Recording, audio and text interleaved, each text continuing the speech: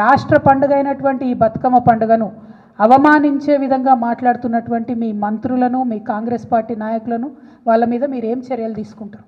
ఇది మన రాష్ట్ర పండుగ అని అధికారికంగా ప్రకటించుకున్నాం. రాష్ట్ర పండుగను అవమానపరిచే విధంగా మేము చేసుకోము, మాకు సంబంధం లేదు, ఎవరు చేసిండ్రు, ఎక్కడ చేసిండ్రు అని వింత ప్రశ్నలు మాట్లాడుతున్నటువంటి మీ నాయకులకు మీరు ఏం ఏం ఏం శిక్ష వేస్తారు?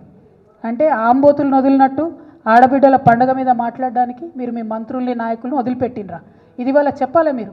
ఎందుకంటే ఎటువంటి అటు మాట్లాడడం, ఆడపిల్లలే కదా మమ్మల్ని అడగరులే అని మీకేమన్నా ఎందుకింత అభిజాత్యం నాకు అర్థం కాదు.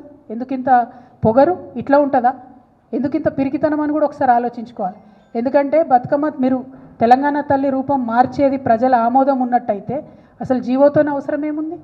ఇంకో రకంగా పెడితే కేసులు పెడతామని బెదిరించేటట్టు గెజెట్ ఇవ్వాల్సిన అవసరం ఏముంది? ఇంత పిరికితనం ఏంది? ముఖ్యమంత్రి గారు ఇవాళ ప్రతి జిల్లాలో ఒక చిన్న పోస్ట్ సోషల్ మీడియాలో పెడితే వాళ్ళ మీద కేసులు పెడుతున్నారు. వాళ్ళ మంత్రులు ఫోన్ చేసి బెదిరిస్తున్నారు, వాళ్ళ నాయకులు ఫోన్ చేసి బెదిరిస్తున్నారు.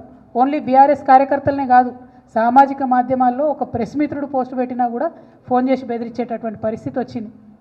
మీకు తెలియదానే మీరు చూడలేదా ఎన్ని తిట్లు తిట్టిరు కేసీఆర్ గారిని? పెట్టినరా కేసీఆర్ గారు కేసులు? ఒకసారి ఆలోచన చేసుకోవాలి. ఇవాళ యూట్యూబ్లు నడుపుతున్న మిత్రులు కావచ్చు, ఇవాళ మీడియాలో యాక్టివ్గా ఉన్న మిత్రులు కావచ్చు, సోషల్ మీడియా మిత్రులు కావచ్చు, మరి ఇంత పిరికితనం ఈ గౌరవ ముఖ్యమంత్రి గారికి ఎందుకు ఉంటుంది అన్నది ఒక్కసారి మనందరం కూడా ఆలోచించుకోవాలి.